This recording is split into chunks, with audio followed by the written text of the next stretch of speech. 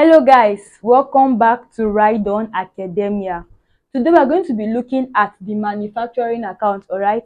Now, the manufacturing account is prepared by businesses that are involved in production of the goods or services that they render or that they sell out, alright? Businesses who are engaged in producing the product that they sell, okay? They do not go to buy this product from outside, which we know as purchases, right? They do not buy these goods from outside. They produce the goods themselves, all right, before selling to their customers. So they prepare the manufacturing account to be able to help them identify the cost of production, all right. The aim of this account is to be able to help us track the total expenses that was involved in producing that product, okay, in order to know the amount, okay, to be charged on sales, the amount to be charged, okay, as sales, in order to know our profit.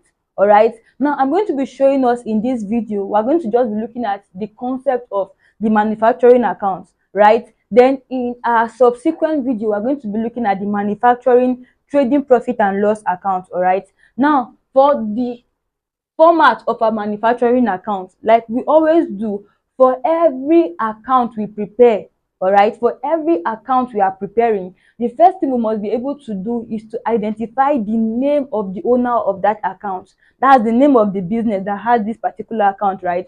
So the name of the business always comes first. So we can be using Ride On Enterprises. All right, we can be using this as the name of our business, right? Now the next thing we try to do is to introduce the title of that account. After bringing in the name of the business, right, you bring in the title of the account you are preparing. So in this case, we are preparing just the manufacturing account.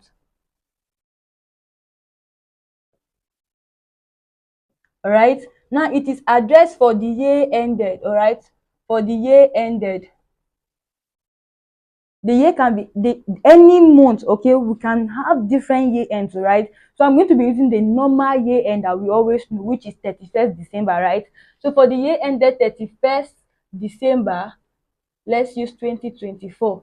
Okay, so we are preparing this account for the year ended. All right, now at the end of the year, we try to check the cost of production for the year from January down towards December. Okay, now we have been able to identify this. I'm going to be using we are going to be using the vertical method, all right, the vertical method of preparing this account. So we are going to be having our currency sign. You can use 2, but I prefer to use 3. All right, now this is our currency sign. The first thing we're bringing here is the opening stock of raw material. So as we enter in, we'll be trying to explain it. So the opening stock of our raw material,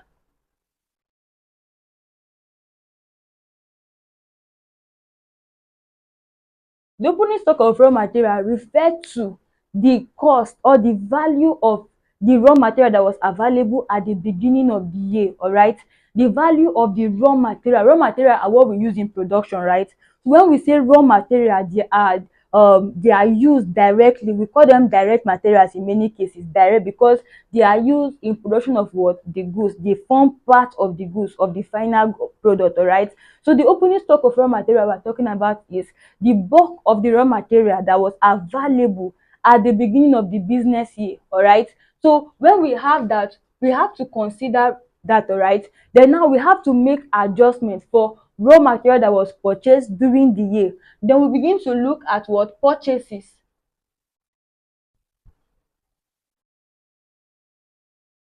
Purchases of raw material. All right, now RM, we are using it as an abbreviation, right, for raw material. Now the purchases of raw material, we are looking at the raw material that was bought that particular year, right, that was bought for the sake of production. All right, purchases was bought for what?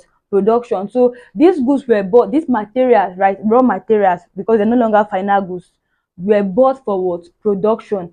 Now when we buy goods for production, we don't just leave them there, right? We have to bring them into the business venue, into the shop, or into the factory. All right, now then we have to consider what? The carriage, the expenses incurred in what? Bringing this purchased raw material to the business. All right, to the business venue. So we have the carriage of what? Raw materials that was purchased, right? So we have to check the purchases. We are making adjustment. That's why we're bringing it under the first column, right? We're making adjustments. So we have the purchase of raw material. We bring this raw material into the business venue, all right? And in certain cases, we may be compared to return certain goods. In businesses, we try to look for the best option, right? If it happened that you brought the raw material you have purchased to the shop, and on getting to the shop you discover that some of them were not good or not suitable, you have to return it back, right? So that you can get optimum value for your money. Is it not true? So when we return goods back, okay, back to the supplier, we call it returns outward, because the goods are leaving the shop, right? Returns outward. Whereas when customer returns goods to us, we call it what? Returns inward, right? So we have returns outward. I'm going to use this abbreviation. So returns outward on what? Raw materials, all right, that was purchased that day, right? We can return them back to the suppliers. So we are going to be lessening the returns. When we return, if there's a reduction in the materials available in the shop, right? So we are going to be lessening returns to get our net goods that was purchased, okay, the net value of purchases. So when we add this to the carriage and then we less the returns, we have our net value of purchases, all right? We can call it net purchases, okay, or net cost on purchases. Now we add this net value to the opening stock of raw material that was already available in the shop, all right, that was already available at the beginning of the year.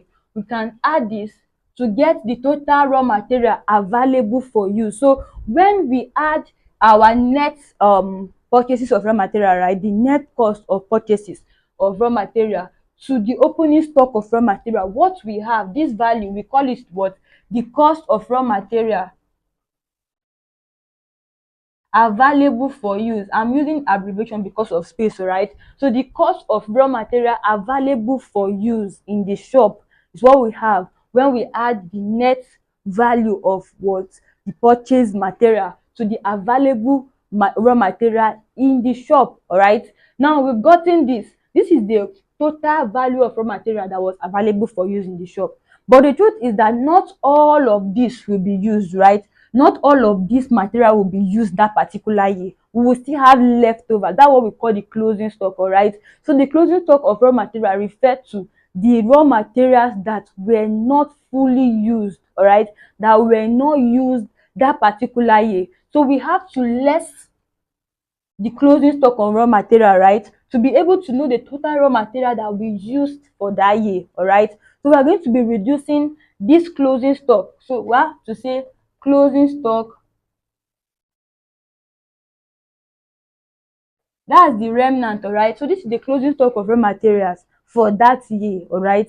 Now we have to less this to get an amount, which is what? The cost of raw material that was actually consumed, that was actually used, okay? So we call this amount, all right, the cost of raw material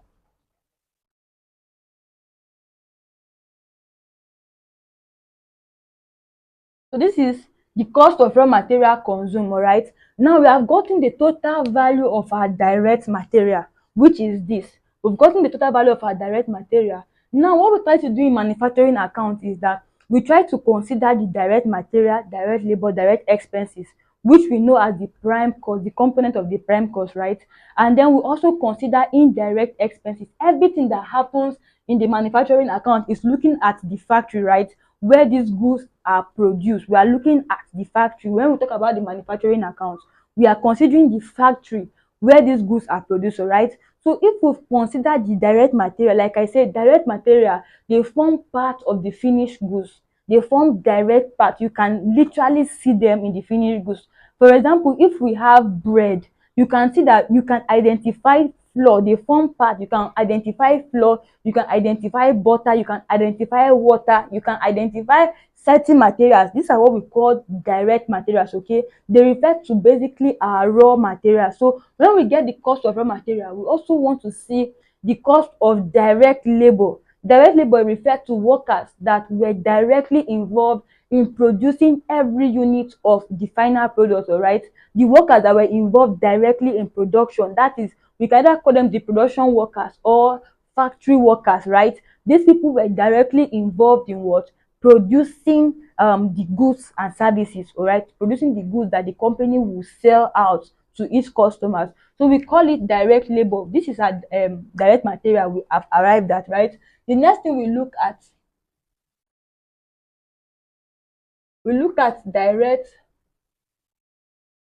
direct labor, right? Like I said, we can either be seeing factory wages, right, or factory the direct wages. You can either see any of that to show that what they were directly involved. Many times these workers are paid daily anyway. There are many ways in labor remuneration, but many times they are paid daily, they can be paid hourly, they can be paid weekly, they can be paid monthly, as the case may be, all right. But what we're trying to say is that these are the salary of people that are directly involved in the what production of the final goods, right? Now we have our direct labor. We can be having factory wages, we can be having, or we can be having manufacturing wages or direct wages, right? Any of these words can be used to refer towards direct labor. So by the time we sum it up, we'll be having an amount. And then the next thing we consider is the direct expenses. All right, like I said, what form our prime cost, which is our total, the chunk of all the direct expenses incurred. Direct cost, all right, is the direct material, direct labor, and the direct what expenses. Now expenses refer to every other direct cost that was incurred, but it cannot be traced towards material or labor, all right. Every other cost that was incurred, all right, are we there now? But it cannot be traced towards material or what labor. For example, we have something called royalties, all right. Royalties are paid per unit produced. When we pay royalty, it is not really a material per se, right? Royalty is not really a material per se, but we can also what we have to pay them because of what unit produced. So royalties are direct expenses. We can also be having other direct expenses, like when the firm hires a specific plant or machine, all right, when the firm hires a specific equipment for the cost of production. So these expenses can be directly traced to the product, although they are not tangible, they are not materials, neither are they labors, right? So every other cost that was incurred directly on production but cannot be traced to material or labor is what we call direct expenses. Are we there now? So when we have royalties, and we can also have what the hire of specific or special equipment, right?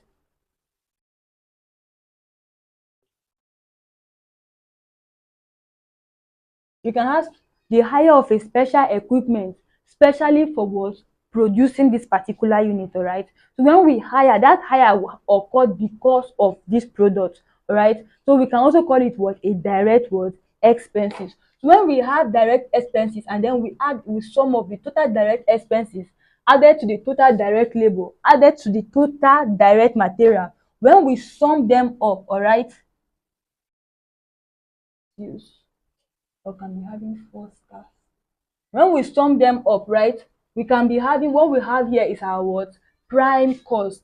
So prime cost has to do with direct material plus direct labor plus direct expenses. We get what prime cost. Now when we have gotten our direct cost, like I said, direct cost is what we also call prime cost, right? Direct cost can be called prime cost, which is made up of direct material, labor, and what expenses. Now we have gotten the direct cost. The next thing we need to consider is the indirect cost. Now we call the indirect cost, we can call them factory overhead, right?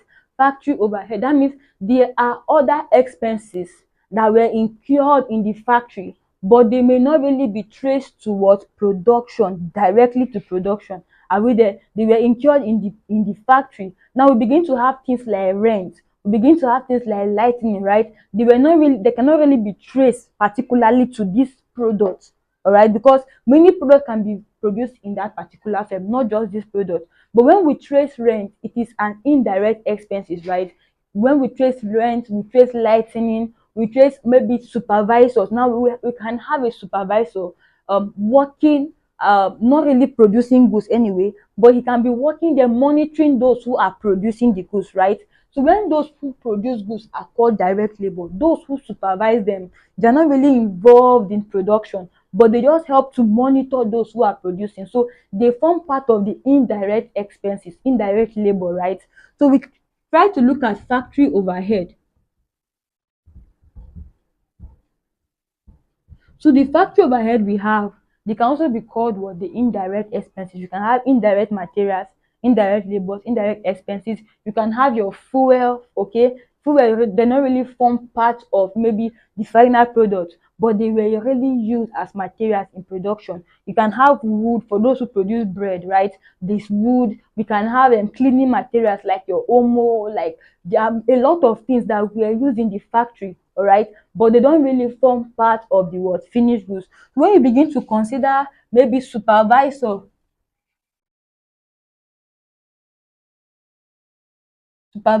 wages, you consider cleaning material. You can also consider depreciation of equipment, right? We can also consider depreciation,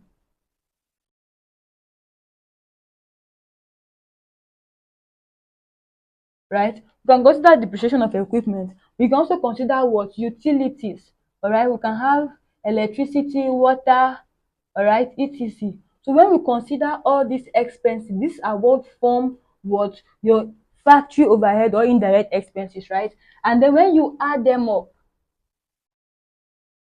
you can have an amount, right?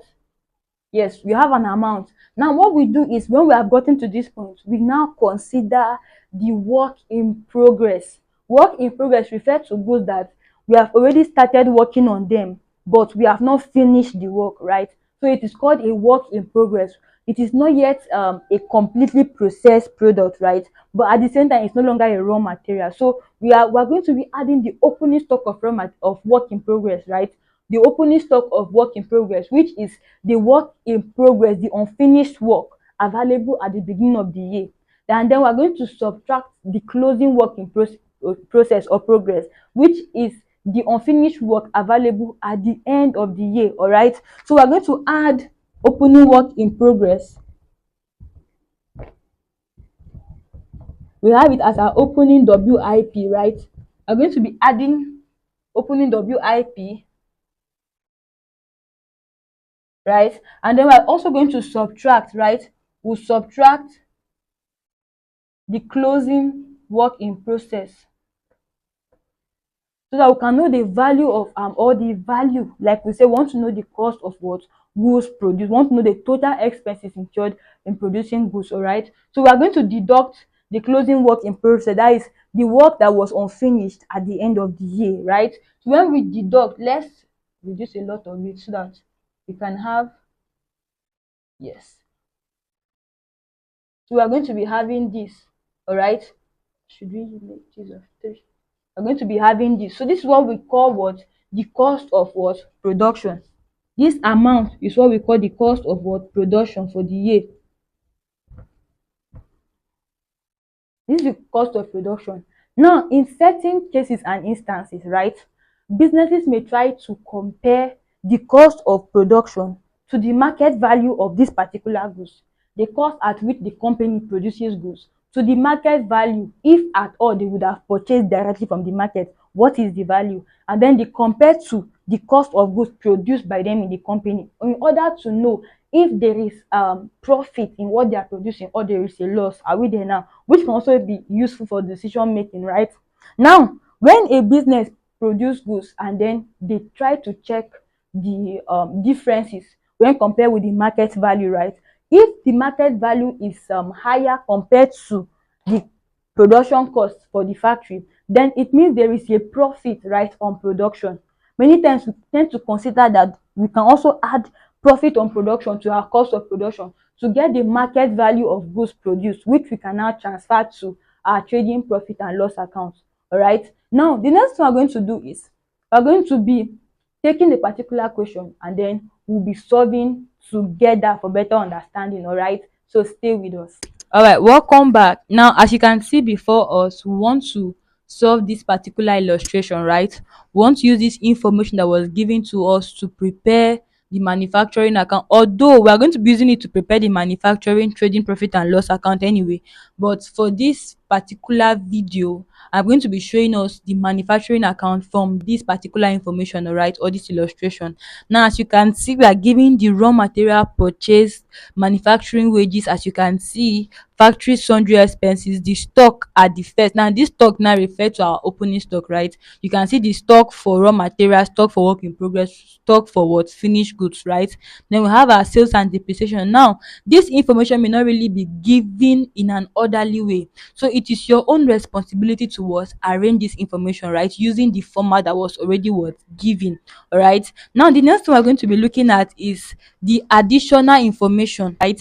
As you can see, for every illustration that was given, sometimes there are certain instructions, right?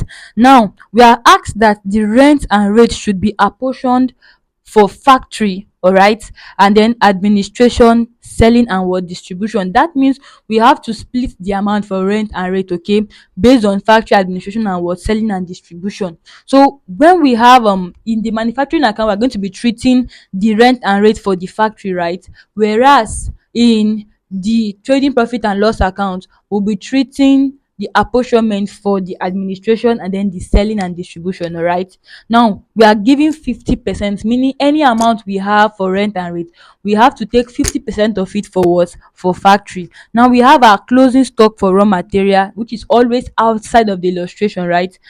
Closing stock for raw material, work in process and what finished goods. So without further ado, we're going to be quickly launching into the manufacturing account. Okay, now as you can see before us, we have prepared our manufacturing account, right? Like we used the format that was given already. Now the first thing we have here is the name of the enterprise, and then we have the title of the account, right, which is the manufacturing account for the year ended, like I said. All right, and then this is not the normal year end. Like we know, the year ended for this business was actually given to be 30th September. All right, so in the case where we have a year ended given, then we have to use that. All right, so we have 30th September given as the year end. Now we have the opening stock of raw material, all this in. All right, then we add to get net cost on purchases of raw material, right? We add this, we have our raw materials available for use and all that. Now the most important thing I want to point out to is we are following the format, right? Now we get to the part of the apportionment where we have to take 50% of the amount given for our rent, right, as what rent and rate for the factory. All right, that is the part apportioned to the factory as what a charge for rent and rate. All right, now we have 4,200. Now this is our total factory overhead. We have our sundry expenses, the depreciation on the plant and machinery, we have repairs of plant and machinery, factory power, the foreman salary. Now the foreman can also be called a supervisor, right? A supervisor salary, and then the rent and rate as apportioned. Then we add it up to get this amount. So this is our total factory overhead. This is the amount for total factory overhead. We can now add it to our prime cost, right, before adding our opening work in process as well as deducting our closing work in process to get our cost of production. Are we together? Now we can transfer this amount in place of purchases to the trading profit and loss account, which we are going to be looking at in our next video. So don't forget to like this video if it was helpful to you. Subscribe to this channel if you haven't. Click on the notification button so that when new videos dropped, you can be notified immediately. And also, if you have any question, if you have any confusion, you can leave your thought with us in the comment section. We'll see you in our next class. Thank you.